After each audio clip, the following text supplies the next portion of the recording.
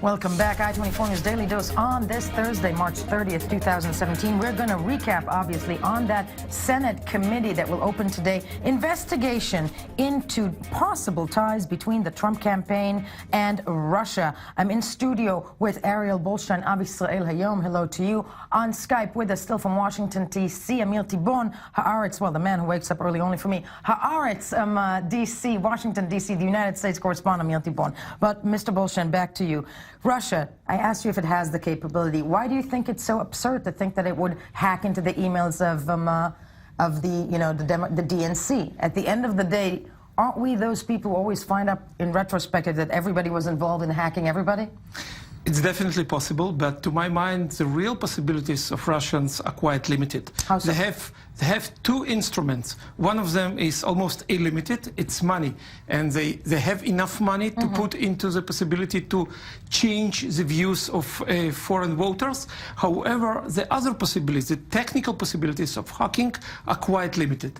And my proof is the only success of the Russians in this campaign was to hack the Democratic server, which was probably not the best preserved asset of the Democratic campaign. Shockingly enough. Sorry, Shai Ben-Ari, yes. James Comey, the FBI director, mentioned a few days ago in one of the hearings that there is evidence that the Russians were also able to penetrate Republican groups, but that it's very interesting that that information was not released. So it's not just the Democrats. I get the impression that they have sufficient capabilities to do enough damage, but it's interesting the kind of information that they release. That they're releasing. But Amir Tibon still with us from Washington, D.C. I'm wondering with you, the fact that the Senate committee is promising to be bipartisan, something that we have not seen in the House committee, so to speak, does that spell something different to you?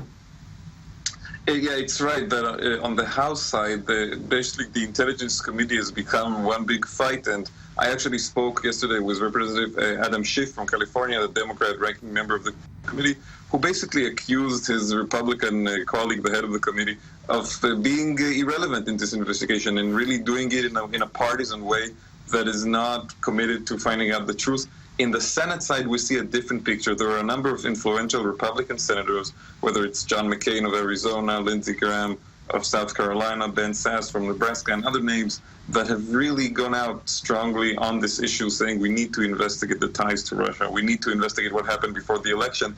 And that means that the atmosphere over there so far, it might change if people see in their poll numbers, etc., that they might be taking a hit for this. But so far, the atmosphere over there is more bipartisan, and it's more really of commitment to finding out what actually happened with the Russian interference in the election. Entirely so. Sadly, all the time we have on this one. I want to thank you all for joining me this morning as we now move along.